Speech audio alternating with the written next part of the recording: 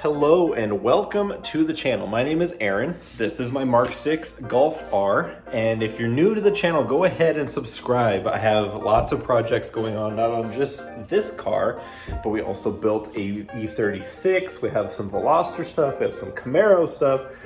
So yeah, hit that subscribe notification. We got tons more coming. We're gonna be working on getting my fenders flushed up with my wheels. We're gonna get my fitment all nice and dialed in. Because I'm on lowering springs, and even though I'm on aftermarket wheels, they're still the stock OEM size, which means I have a bit of a gap here. As you can see, got about, I don't know, half inch, and we're gonna get that all cleaned up here. So let's go ahead and bust this box open, pull out all my parts, and let's get started. So I went ahead and ordered this kit from ModdedEuros. It was, I don't want to say 150 bucks. It might have been 180, I don't remember. But yeah, they sell a kit specifically to flush up your OEM fitment. Because I couldn't decide whether I needed 10 or 15 millimeter spacers. Turns out you need both.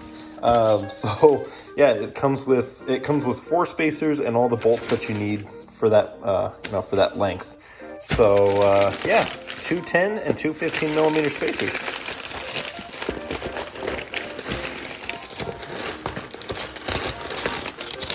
Cool, let's get these guys busted open. And first you gotta check for stickers. Interesting. They seem to have forgotten. Oh, hey, let's go. I'll actually take that instead of stickers. This is even better. It smells fire, but it only lasts like 3 days, but I'll take it.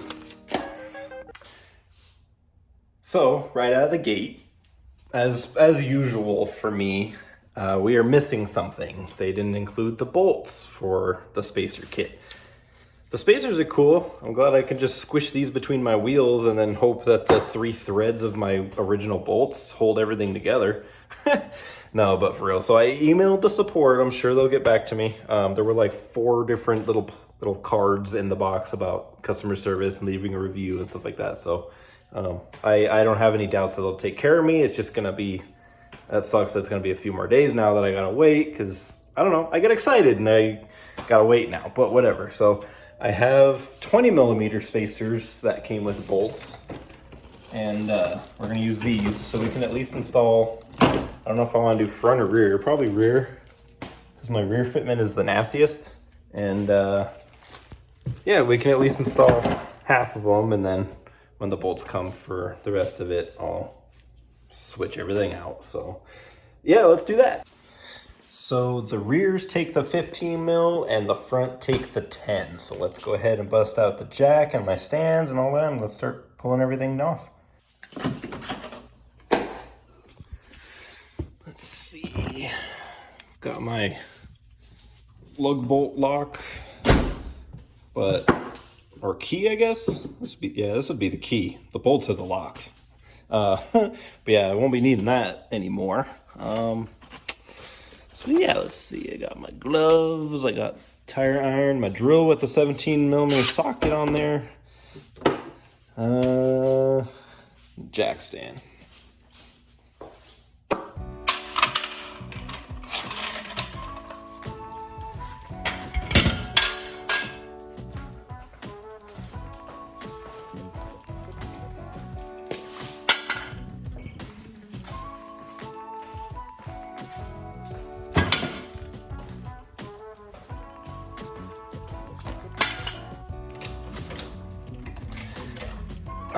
I know I finally have a garage at all, and I shouldn't be complaining, but I can't wait to have a 2-car garage at least, where I have a little more room to work in, and I don't have to put the jack angled to fit the whole thing in here.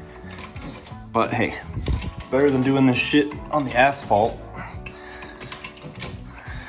I know my buddy can attest to this, but rebuilding a top end in the middle of a parking lot freaking sucks.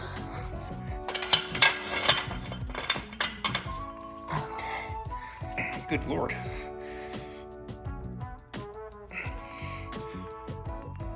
Hey, hold on. Hold up.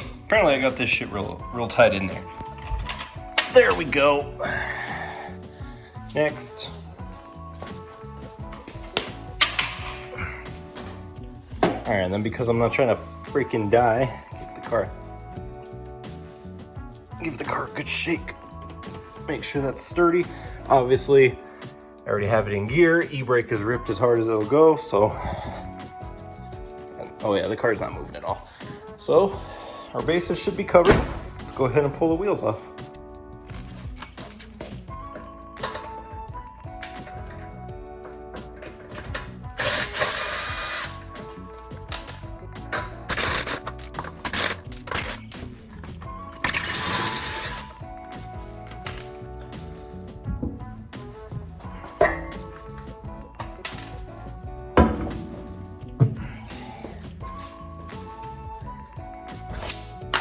Let's throw on these long boys.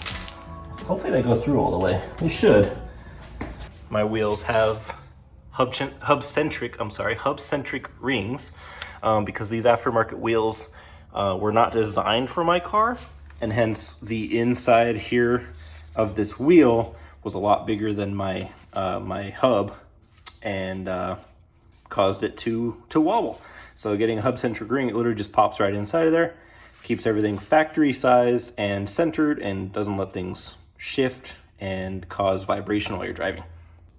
So that is the reason for getting something made for my car instead of just getting the little thin spacers that you just kind of slide onto the bolt as you're putting your wheels on. One, that would be a pain in the ass to install. I can't even imagine. And then two, your wheel wouldn't likely be centered on the hub, or even if your wheel was fine, the spacer would not be centered on there. And see how I can literally just spin it like that, but not shake it? Perfect spec size right there. So what we're gonna do is we're going to line this up here. Perfect. Actually, you know what we could do instead of that? I think this would probably be easier. So we're gonna just put it inside the wheel like that.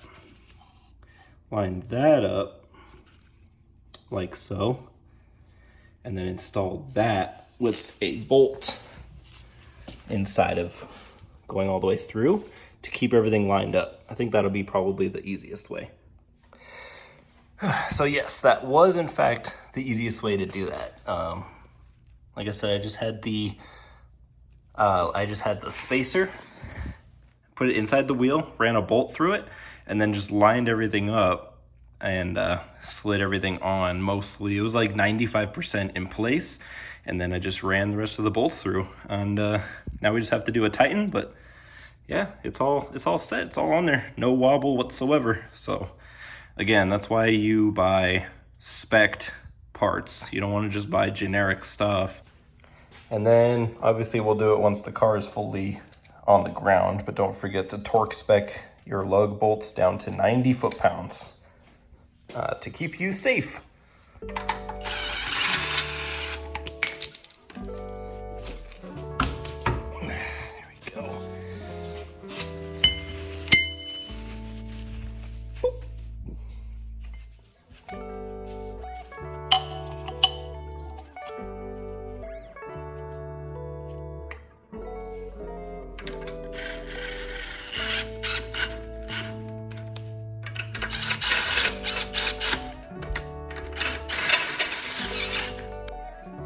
All right, now that I have them like 80% tightened, let's go ahead and get this thing off of the jack stands, and we'll torque spec them.